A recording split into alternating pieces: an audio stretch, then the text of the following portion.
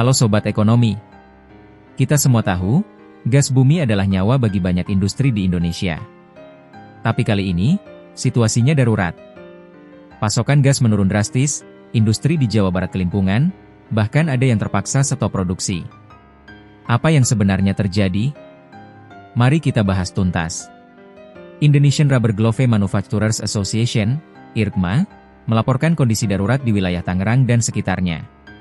Banyak pabrik terpaksa mematikan kiln atau pemanas bersuhu tinggi karena tekanan gas turun. Ini berarti, produksi berhenti total. Ketua Umum IRGMA, Rudi Ramadan, menyebut semua industri pengguna gas di Jawa Barat terpaksa shutdown. Bahkan, ada ancaman perumahan tenaga kerja kalau situasi ini berlanjut.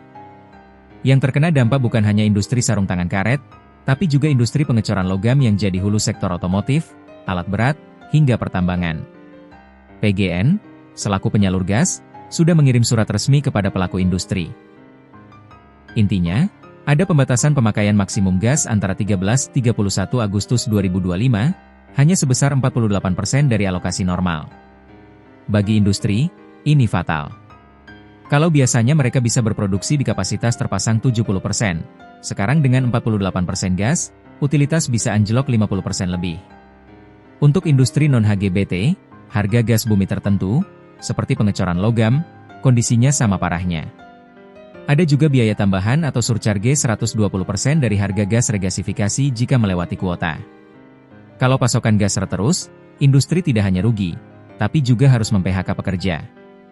Bayangkan, satu pabrik pengecoran logam bisa mempekerjakan ratusan hingga ribuan orang. Efek dominonya ke sektor otomotif, alat berat, perkebunan kelapa sawit, bahkan ekspor sangat besar. Ketua Umum Forum Industri Pengguna Gas Bumi, FIP, Justinus Gunawan, mengatakan harga gas industri tertentu saat ini tembus as 17,8 per MMBTU untuk LNI. Sementara HGBT hanya 48% dengan harga as 7 per MMBTU. Artinya, biaya produksi melonjak, tapi output menurun.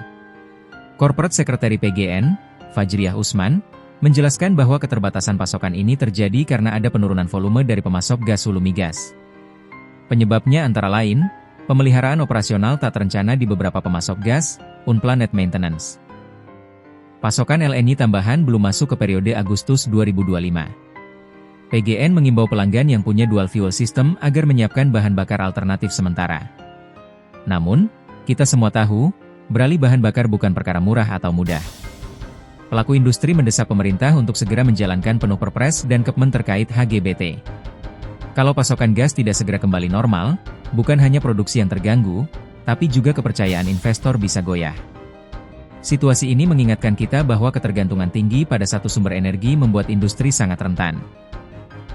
Kedepan, mungkin kita butuh diversifikasi sumber energi dan pasokan yang lebih terjamin, apalagi untuk sektor strategis. Teman-teman, inilah kondisi nyata industri kita saat ini. Gas yang selama ini jadi darah bagi pabrik-pabrik besar, kini menipis, membuat roda produksi terhenti. Pertanyaannya, seberapa cepat pemerintah dan PGN bisa memulihkan pasokan ini? Karena setiap hari keterlambatan, bisa berarti kerugian miliaran rupiah, dan ribuan pekerja yang terancam kehilangan mata pencaharian.